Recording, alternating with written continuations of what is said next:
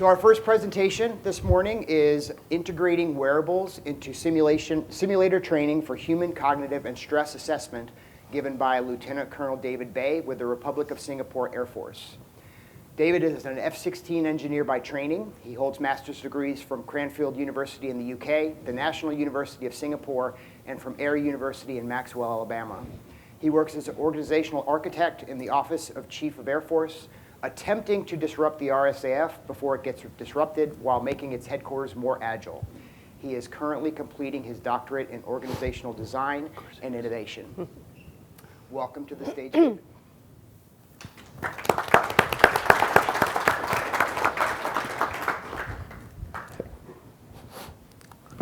So thank you. Good morning to you guys. Very honored to be here. So thank you for Brian and Alethea for allowing me to speak to you all this morning for just a short talk. And really just a sneak preview. I am, given just that someone evidently forgot to close the freezer door in Florida and turned it cold this morning. I'm just really the warm-up act for Amy and General Cooley.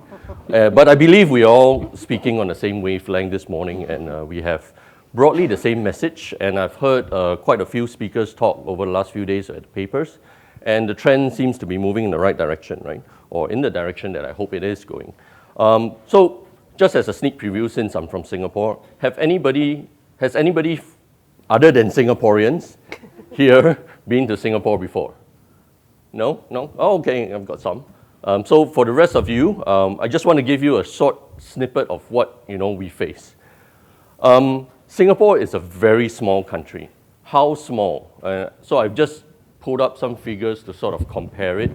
One against my favorite national park in the US, which is Yosemite.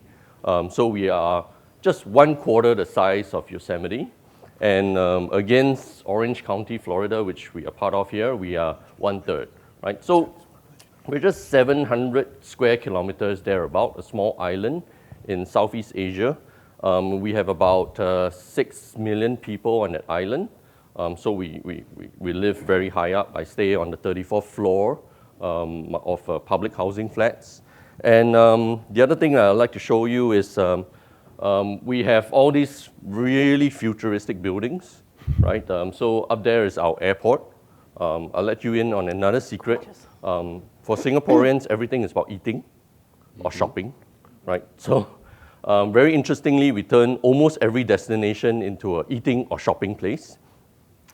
Case in point, for most of you guys, you will go to the zoo to see animals, eat some not so good lunch and then come back, right? We go to the zoo to eat. We go to the zoo to eat, and there's a hotel in the zoo for staycation, right? They just built it, right? So, and then this is an airport on top. So it's really a shopping mall attached to somewhere you might take a flight, right? And so we also go to the airport to eat and walk around, and and that's downtown. Just outside downtown Singapore, there's something called Gardens by the Bay, and so we host all sorts of plants and not wildlife, but just plants in those. And guess what? We also go there to eat, right? So there's a few eateries around there, okay? So that's a secret of Singapore, right? We actually eat a lot. The other problem with Singapore, or the other thing about Singapore, is we don't replace ourselves enough. So as you can see, we have a declining birth rate, right? So our citizen population, unfortunately, doesn't make enough babies, and that's not a problem that a shopping mall will solve. So maybe about two women on average have one baby, which is then translates to a fertility rate of or total fertility rate of 1.1, and therefore that's really the problem that we are dealing with. One, we have a declining birth rate, not enough people. Two, and I'm sure many of you face the same problem, our systems in the military are getting a lot more complex. Just case in point, this is the F-16A, right? And that's a latest block model, and we've flown all blocks. And when I talk to a pilot, right, and I've been part of the F-16 community for some time, this was about flying. This is kind of more about systems management, just making sure everything goes right. And so the pilot, even in the pilots, a lot of the workload has shifted from flying to systems management and becoming more and more cognitively heavy, right? And this is not just for pilots. For air traffic controllers, for air battle managers, for drone pilots, the battlefield is really getting into their head, right? It's at some point of time, it is my belief, or maybe we're already there, that human cognition will become the limit of how we can fight. And my airport sees a lot of passengers, right? So air traffic controllers especially, their shifts are getting longer. During a shift, there's a lot more traffic to handle. It's getting a lot more cognitively intense. And I believe this is something that the industry is not really addressing, right? So if I look out at the show floor, I see a lot of things for pilots. I see hardly anything for air traffic controllers. Nothing for air battle managers, nothing, very little for drone pilots. And these are the vocations or the career fields which we in the Singapore Air Force believe are going to be the heart of the future battlefield, right? And they're going to be the thing that gives us the cognitive edge and enables us to fight differently. So this probably relates to you guys as well, right? Air traffic controllers, fatigued, well, government shutdown, no pay for a while. How do we start to enable a different community to train better? How do we start to think about this problem so that it's not just about training, but it's also about safety? So shout out to Dr. Terra yesterday. I can't pronounce his last name, but he's from the Navy safety, and he was talking about the same thing, right? How do we start to look at this problem differently so that it's about operational safety and it's also about training? And as I mentioned, right, the battlefield is going to be in our minds. It's going to be something that human cognition will become the limit. And if you believe that AI is going to solve this problem, I think you might also just as well believe that AI will also solve world hunger and bring about world peace, right? Because AI, everything on the show floor has AI as well, right? So it's, in fact, I believe it's not going to just solve the problem. It's not going to solve the problem at all. It's going to increase the problem, right? AI is going to start giving our warfighters even more cognitive complexity. It's going to give things that our people will need to. It's going to be a recommendation engine that our people will need to then look at it and think about, well, is the AI correct or not? And our people are going to get increasingly cognitively saturated. So how do we then start to tackle this problem? So this is from the show floor, right? Somewhere out there, there's train the brain. But really, how are we going to train the brain? Interestingly, we look at sports science. So I'm not sure whether any of you all are football fans of the round football. I'm talking about the proper football here, not the one that, So in the proper football, there's a team in England called Arsenal. And when one of the players, called Martin Odegaard, was injured for about 6 months, he spent the time rehabilitating, of course, his physical self, but he also underwent some brain training. This German company makes this thing that trains situational awareness, right? So with the brain training device, which is actually just on the VR goggles, he was able to get himself to scan the field more frequently, right? Identify where he should pass, and as a result, when he came back, he was a very different player, right? He started passing forward a lot more. He started looking for space differently. And so this is some of those snippets about how we can perhaps start to think about increasing the cognitive ability of our people, and at the same time using what Amy and probably Rob will also share, EEG to then close the feedback loop, right? I get performance assessment on whether our people are actually getting better at this. And so what have we been doing in Singapore? Just a short snippet, right? For the last 3 or 4 years, actually, we've switched our pilot screening process to something that is very human physiologically centric. Previously, what we will do is we will send them for, and probably this is the same across air forces, right? Basically, the planes get faster, right? So you start off with a slow propeller plane, then you move on to a faster propeller plane, and then you do a jet, and then a faster jet, and then you finally get to a line unit. So in the first phase, we used to spend about 5 weeks doing something called air grading. So a human instructor will come and assess whether this guy could make it to the next stage. 5 weeks. But actually, to get to that 5 weeks, and because Singapore is so small, we actually do a lot of our training overseas. So to get to that 5 weeks, you needed to do about 7 weeks of departure admin, medicals, etc. Right? So 12 weeks in total. So what we've been doing is now sending every potential pilot trainee into a simulator. And from that simulator, we record we send them into a few scenarios, right, over 4 days. And we record their EEG, their heart rate, and their gaze tracking or eye tracking. And we look at them with a psychologist, so a qualified psychologist and a qualified flying instructor reviews them and does event marking for all of their sessions, right? And then using that, we are building a model to then predict and hopefully be able to tell us with a great amount of accuracy whether this guy, within 4 sorties, we can tell whether he's going to be a fighter pilot, right? Because it's going to be about cognitive ability, right? Ability to multitask. So we've been doing this for about 3 to 4 years, and it's starting to look quite good. And we're then moving it to other vocations as well, so air traffic controllers. We're starting up with that soon. And we really think that this is going to be one of those things that will proliferate, right? And as my last slide, I'll just also show with you that it's not just us, right? In fact, we learn a lot from our maritime industry. Over here, you see a facility in what is called the Center for Maritime Safety in Singapore Polytechnic, to be exact. And so what they use is, so again, they face the same problem, right? They have harbor pilots that they need to train and qualify.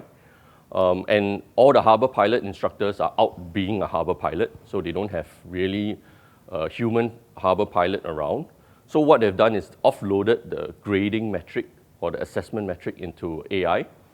And using a combination of eye tracker, again, eye tracking, EEG, and also ECG, and running it through scenarios, they can tell whether a harbor pilot would be good enough, right? Or it's time to move on and try some other career field, right? So just to sum up, where I think we are headed is that at some point of time, we're not just going to be wearing smartwatches. We're going to be walking around with maybe some kind of device measuring our cognitive state. And that will, in the operations, right, give us a sense of whether the guy is fatigued, whether he is cognitively saturated, and then we can then attend to him, right? We can increase supervision, we can change the way we plan for shifts so that he can be optimized with a different pairing or group of people. We can use that to do a lot of things, right? So this whole realm of neuroscience, I believe, will be paired with training, devices, and simulators, and hopefully that will get us into something that we will become a more effective fighting force. Yeah. So I've come to the end of my short talk, and as the warm-up act, I will stand down and hand over to my more esteemed colleagues. Yeah.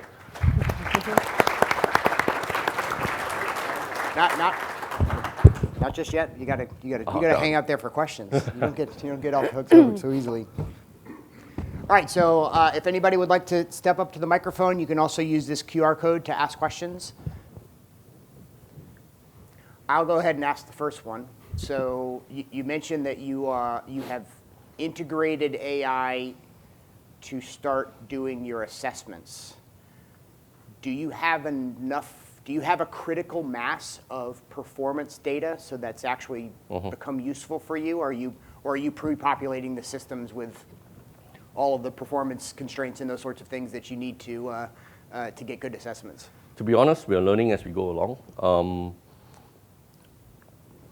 So yesterday, a gentleman called Jonathan Drucker asked the same question of Dr. Terra, and one of the predominant problems is baselining, right? So once you get everybody's baseline, you'll be able to sort of establish how far you're deviating or what's your acceptable range. Yep. And so one benefit of sending every pilot trainee through that program is that you get to baseline everybody, right? So it's mandatory. You want to become a pilot, you got to go through that. And so we have at least So you're starting to collect, right? That's right. Yeah. Then when it comes to the problem of analysis, it is an evolving field, right? Because as we discover more about what works, what doesn't work, what combination tells us some predictive property, then we adapt accordingly, right? I would say at this stage we are maybe about 80% accurate. What we've found, though, interestingly, is that it's no more predictive than a human instructor, but it's also no less predictive, right? So actually, we've sort of convinced ourselves that that first 5 weeks of human assessment is not any better than this program, right? Thus saving about 10 weeks or so. Sure. Yeah.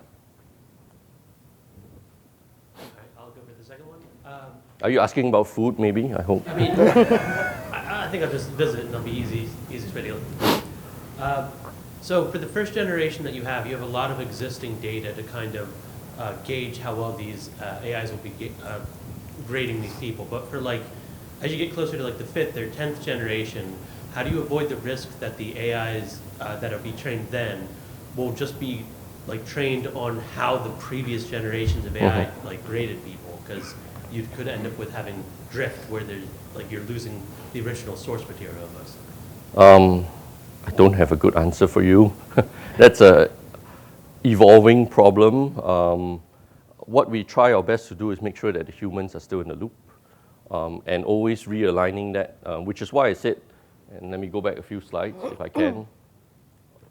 If you see here on the top right, that's actually a psychologist, right? So he's a trained clinical psychologist, and next to him is a qualified flying instructor. So as far best as they can, they try to make sure that the inputs, so in the first aspect of data cleaning, at least it's somewhat consistent, right? And then to your question about drift, I'm also perhaps thinking that maybe drift is not always a bad thing, right? It could be evolution as well. It could be improvement. So I really don't have an answer for you, sir. Sorry. You should have asked me about food and shopping. I'll leave it to the next one. But let's have a conversation after this over coffee. Lieutenant Colonel Jason Virtue, Royal Canadian Air Force. I'm leading our training modernization effort. So I do have a question and a bonus question, which I hope you'll appreciate. So Okay. The question is, and it's a very broad one, how much and to what extent do you see your Air Force moving towards simulation? Are we going to be replacing more phases, more flights? And what balance, because there's a lot of tech down there. Okay. Are we talking traditional sims, MR, VR?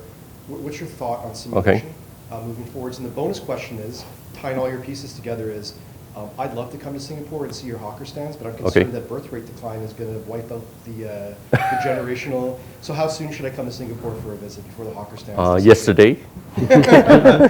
You shouldn't be here at all, actually. Right? It's a problem though with the hawker stands, right? Yeah, good. Evidently, you've been there because you know about hawker stands, right? Your first question is rather broad, so let me break it down, right? Because as a maintainer, I'm keenly aware that the Air Force is not just about pilots, right? And so this is about, and so different communities train differently, right? You have maintainers who need hand skills. Until today, there is no good substitute for a training of how to turn a torque wrench, right? How to use a speed brace to turn a screw. That will never be something I think technology will be able to replace, but I can use technology to train diagnostics, for example, right? So we've been working with some companies to develop virtual maintenance simulators that that train their ability to diagnose a problem in the same way that you will go to a doctor and you describe the symptoms and they will sort of identify whether it's a heart problem or something else, right? On the other spectrum of flying, I'm not a pilot, right? So I'm not qualified to say this, but every pilot tells me that there's no good substitute for real flying, right? So do we see, I mean, F-35, we're going to get it, right? Do we see ourselves going 100% simulator? Maybe, but probably not. You still need to fly to get the sense of the G, the turn, and that seat in the pants feeling of, I'm firing a live missile now, this is going to get there.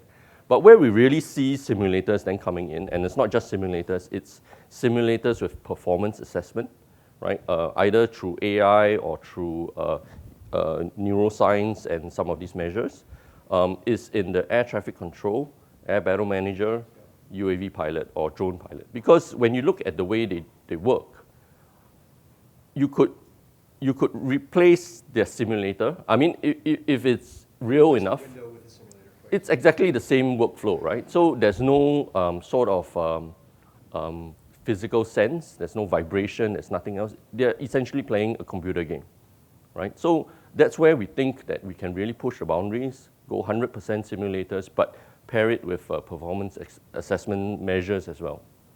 Yep. Great, I appreciate that. Yep, please get on the flight. Hi, David.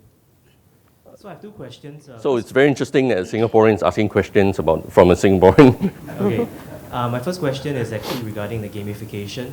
The idea of gamification means autonomy, right? Means that not only can I do something, but I can do something without a human-in-the-loop intervention. So given the birth rate decline, not only are there less trainees, there are also less trainers. Do you see that this can possibly even replace the need for human-in-the-loop in screening? That's one. Second is, once you have a lot of wearables and a lot of signals, right, when it comes to machine learning training of recommender engines, especially in the case of this screening approach, sometimes too much signals lead to noise. So at what point is there too much information? At what point is there sufficient information to say, okay, this is a high fidelity recommendation engine and we can trust the output? If not, we'll still need a human to have a discretionary judgment as to whether or not a trainee can make it or not. Okay. That's my question. Just for context, Joel is a data scientist with us in Pixel.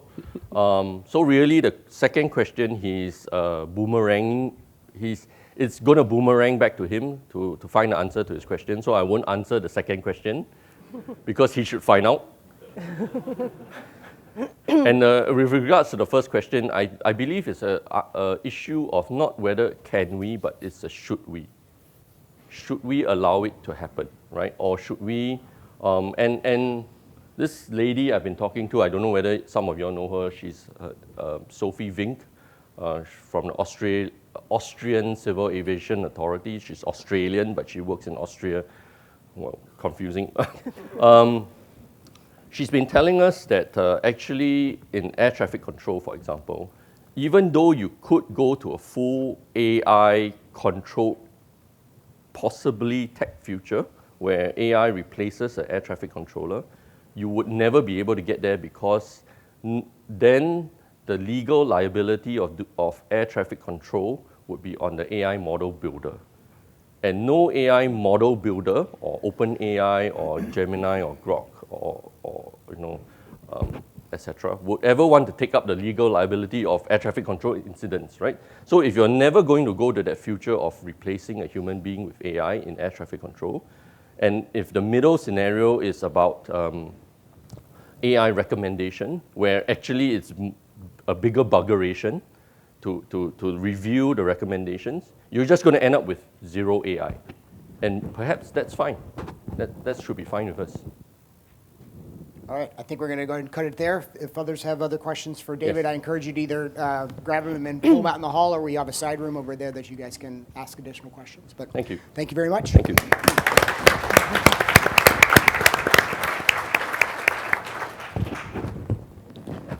Sir, Okay, over to you. our next session is going to start in about Your- 4.5 minutes. We only have one slide, so.